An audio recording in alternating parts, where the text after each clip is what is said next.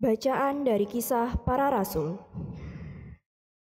Sekali peristiwa, beberapa orang datang dari Yudea ke Antiokhia dan mengajarkan kepada saudara-saudara di situ. Jikalau kamu tidak sunat menurut adat istiadat yang diwariskan oleh Musa, kamu tidak dapat diselamatkan. Tetapi Paulus dan Barnabas dengan keras melawan dan membantah pendapat mereka itu. Akhirnya ditetapkan supaya Paulus dan Barnabas serta beberapa orang lain dari jemaat itu pergi kepada rasul-rasul dan penatua-penatua di Yerusalem untuk membicarakan soal itu. Mereka diantar oleh jemaat sampai ke luar kota. Lalu mereka berjalan melalui Fenisia dan Samaria, dan di tempat-tempat itu mereka menceritakan pertobatan orang-orang yang tidak mengenal Allah. Hal itu sangat menggembirakan hati saudara-saudara di situ. Setibanya di Yerusalem, mereka disambut oleh jemaat dan oleh rasul-rasul serta penatua-penatua. Lalu mereka menceritakan segala sesuatu yang dilakukan Allah dengan perantaraan mereka. Tetapi beberapa orang dari golongan Farisi yang telah menjadi percaya datang dan berkata, "Orang-orang bukan Yahudi harus disunat dan diwajibkan untuk menuruti hukum Musa." Maka bersidanglah rasul-rasul dan penatua-penatua untuk membicarakan soal itu. Demikianlah sabda Tuhan. Mari kita pergi ke rumah Tuhan dengan sukacita. Mari kita pergi ke rumah Tuhan dengan sukacita. Aku bersukacita ketika orang berkata kepadaku, "Mari kita pergi ke rumah Tuhan." Sekarang kaki kami berdiri di pintu gerbangmu, hai Yerusalem. Mari kita pergi ke rumah Tuhan dengan sukacita. Hai Yerusalem yang telah didirikan sebagai kota yang bersambung rapat. Kepadamu suku-suku berziarah, yakni suku-suku Tuhan. Mari kita pergi ke rumah Tuhan dengan sukacita. Untuk bersyukur kepada nama Tuhan sesuai dengan peraturan bagi Israel.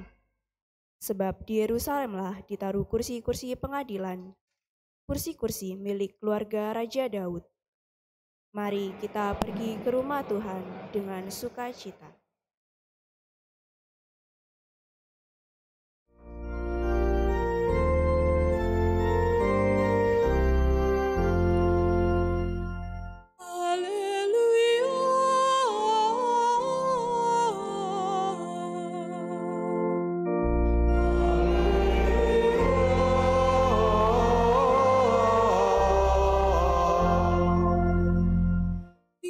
Di dalam aku dan aku di dalam kamu, sabda Tuhan.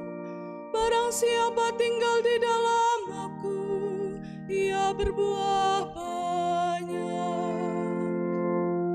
Haleluya.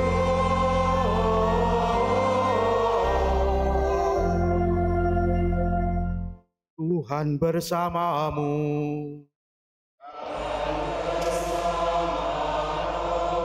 Inilah Injil suci menurut Yohanes.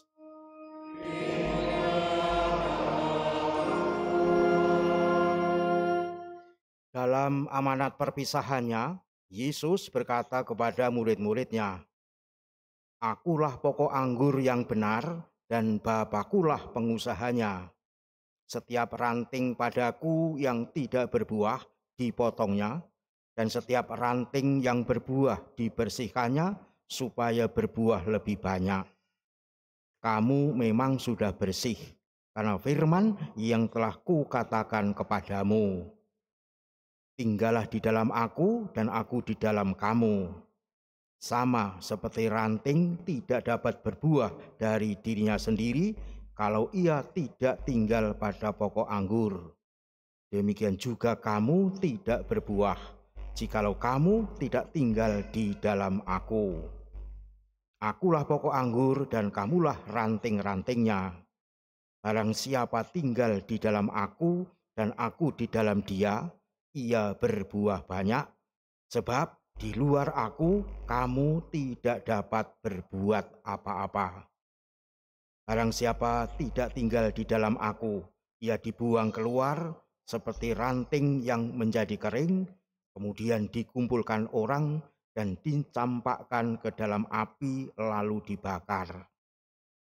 Jikalau kamu tinggal di dalam aku dan firman-Ku tinggal di dalam kamu, mintalah apa saja yang kamu kehendaki dan kamu akan menerimanya. Dalam hal inilah Bapa-Ku dipermuliakan, yaitu jika kamu berbuah banyak, dan dengan demikian kamu adalah murid-murid-Ku. Demikianlah sabda Tuhan.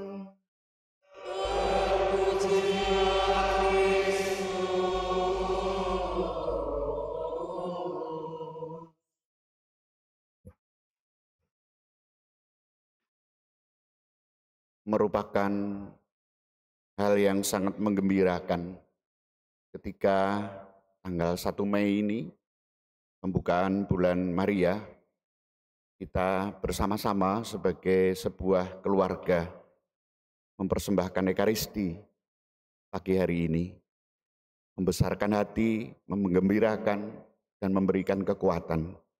Terima kasih atas kehadiran para saudara yang meskipun libur, tetapi mempersembahkan ini semua bersama Bunda Maria. Sejak abad ke-13, umat Gereja Katolik mengkhususkan bulan Mei sebagai bulan Maria. Pengkhususan bulan Mei sebagai bulan Maria berhubungan langsung dengan negara-negara atau bangsa yang memiliki 4 musim. Musim semi, musim panas, musim gugur, dan musim dingin. Ketika musim dingin, semua tertutup salju, seolah tidak ada kehidupan. Maka setelah selesai musim salju, mulai musim semi, semua menampakkan kehidupan. Tanaman-tanaman mulai berbunga, berdaun. Dan itu terjadi di bulan Mei. Maka bulan Mei sebagai awal kehidupan langsung oleh umat Katolik dihubungkan dengan Bunda Maria sebagai Hawa baru. Dalam Kejadian bab 3 ayat 20, Hawa disebut sebagai ibu semua yang hidup. Karena Hawa telah jatuh ke dalam dosa, dan dari rahim Bunda Maria lahir Tuhan Yesus, penebus kita dari dosa, maka Bunda Maria adalah Hawa baru, ibu dari semua yang hidup. Oleh karena itulah, Bunda Maria merupakan awal kehidupan baru karena penebusan Kristus. Maka bulan Maria sebagai awal kehidupan baru setelah musim dingin dikhususkan sebagai bulan Maria, bulan Mei ini. Dan pada tahun 1809, Bapak Ibu dan para saudara, Paus Pius ke-7 ditangkap oleh tentara Napoleon dan dipenjara. Di dalam penjara, Paus memohon dukungan doa Bunda Maria agar dia dibebaskan dari penjara. Dan Paus berjanji setelah ia dibebaskan atau jika dia dibebaskan, maka ia akan mendedikasikan perayaan untuk menghormati Bunda Maria. 5 tahun kemudian, pada tanggal 24 Mei, Papa Suci dibebaskan dan ia dapat kembali ke Roma. Dan tahun berikutnya, dia mengumumkan hari perayaan Bunda Maria, penolong umat Kristen, bulan Mei. 2 hal yang menjadi tonggak penetapan bulan Mei sebagai bulan Maria. Selanjutnya, Paus Paulus ke-6 dalam ensikliknya The Month of Mary mengatakan, bulan Mei adalah bulan di mana devosi umat beriman didedikasikan kepada Bunda Maria yang terberkati. Dan bulan Mei adalah kesempatan penghormatan iman dan kasih yang diberikan oleh umat Katolik di setiap bagian dunia kepada Sang Ratu Surga. Sepanjang bulan ini, umat Katolik baik di gereja maupun secara pribadi di rumah mempersembahkan penghormatan dan doa dengan penuh kasih kepada Maria dari hati mereka. Pada bulan ini, rahmat Tuhan turun atas kita dalam kelimpahan. Demikian Paulus ke-6 menuliskannya. Oleh karena itu para saudara, gereja mengajak seluruh umatnya di dunia untuk berdoa rosario bersama Bunda Maria sebulan penuh. Di awal bulan Maria ini, kita mendengarkan pewartaan Tuhan Yesus tentang dirinya sebagai pokok anggur, dan kita, para murid, adalah ranting-rantingnya. Sebagai pokok anggur, para saudara, Tuhan Yesus menyalurkan kehidupan kepada ranting-rantingnya sehingga menghasilkan buah. Untuk dapat berbuah, hanya satu syaratnya. Ranting itu tinggal pada pokok anggur. Maka yang ditekankan Tuhan Yesus adalah tinggal di dalam Tuhan Yesus. Bahwa menjadi murid yang menghasilkan buah harus tinggal di dalam Tuhan Yesus. Tuhan Yesus menyebut kata tinggal dalam teks tadi yang kita dengarkan 7 kali.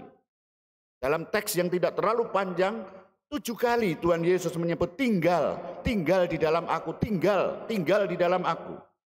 Ini mengungkapkan bahwa sebagai murid betapa penting dan mendasarnya tinggal di dalam Tuhan Yesus. Menjadi murid Tuhan Yesus bukan sekedar sebatas disebut atau identitas saja, atau pernyataan kata-kata saja. Aku murid Tuhan Yesus, tidak begitu. Sabda yang disampaikan Tuhan Yesus ini disampaikan ketika perjamuan terakhir. Dan dalam perjamuan terakhir Tuhan Yesus memberikan tubuh dan darah yang sekarang kita rayakan dalam Ekaristi. Maka bagaimana tinggal dalam Tuhan Yesus?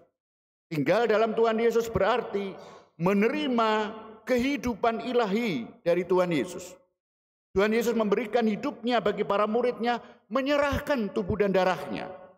Itulah yang kita rayakan setiap kali kita Ekaristi. Maka para saudara yang terkasih, Ekaristi bukan hanya sebatas sebuah ritual atau sebuah kewajiban atau sebuah hukum yang kita rayakan. Tetapi di dalam Ekaristi, Tuhan Yesus memberikan hidup ilahinya kepada saya dan para saudara, para muridnya. Hanya dengan tinggal dalam Tuhan Yesus, kita, para murid, menghasilkan buah. Jika tidak tinggal, tidak bisa apa-apa. Tuhan Yesus sendiri yang mengatakan itu. Jika tidak tinggal dalam Tuhan Yesus, tidak dapat berbuat apa-apa. Maka tinggal di dalam Tuhan Yesus tidak hanya sekedar nampaknya tinggal, tetapi menghasilkan buah. Jika tidak berbuah, meskipun nampaknya tinggal, dipotong lalu dibakar. Ranting yang berbuah banyak akan memuliakan pengusahanya, yaitu Bapa.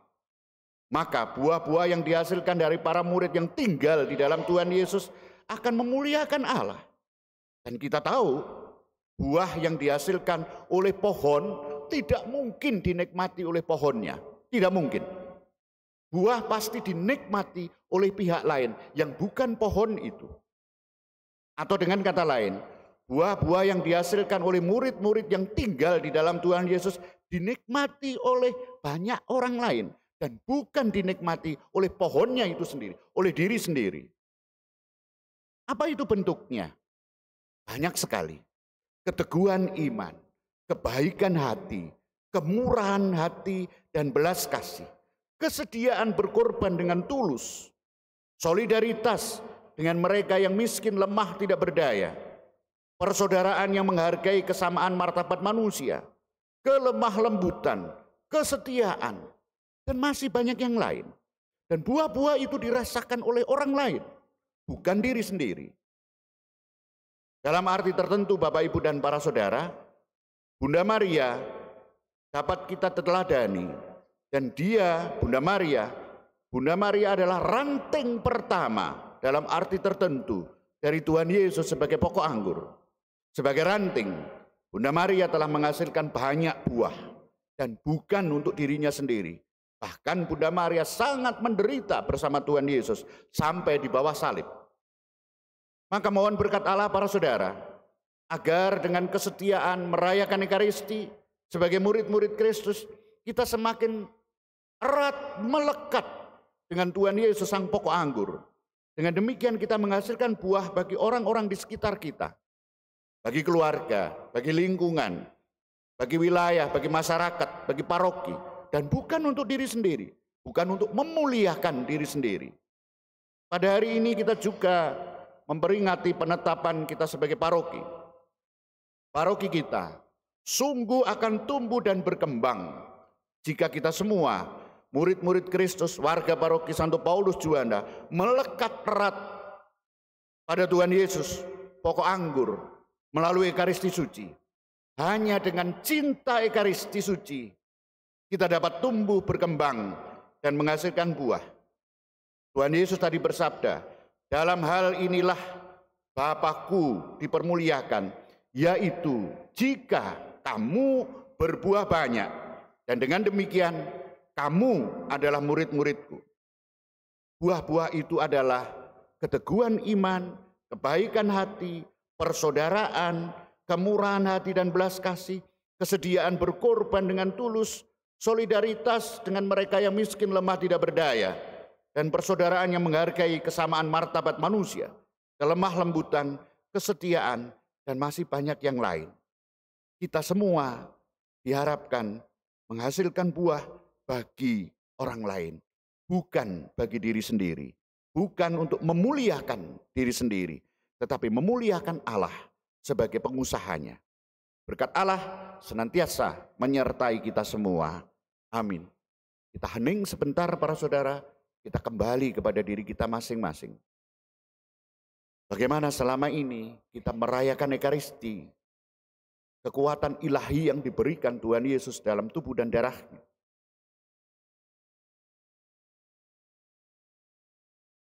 Benarkah kita merayakannya dengan sepenuh hati dan iman?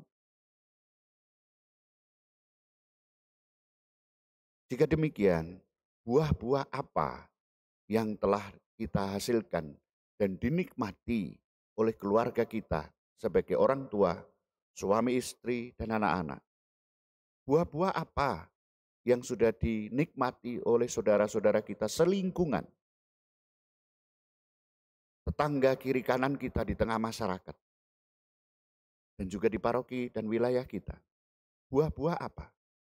Kebaikan hatikah? Kemurahan hatikah? Persaudaraan yang tulus? Atau apa?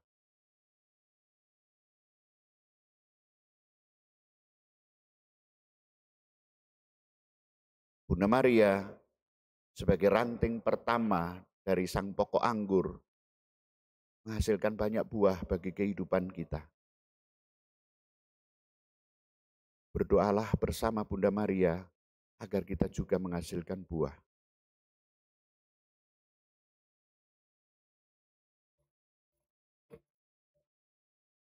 Kita persembahkan hidup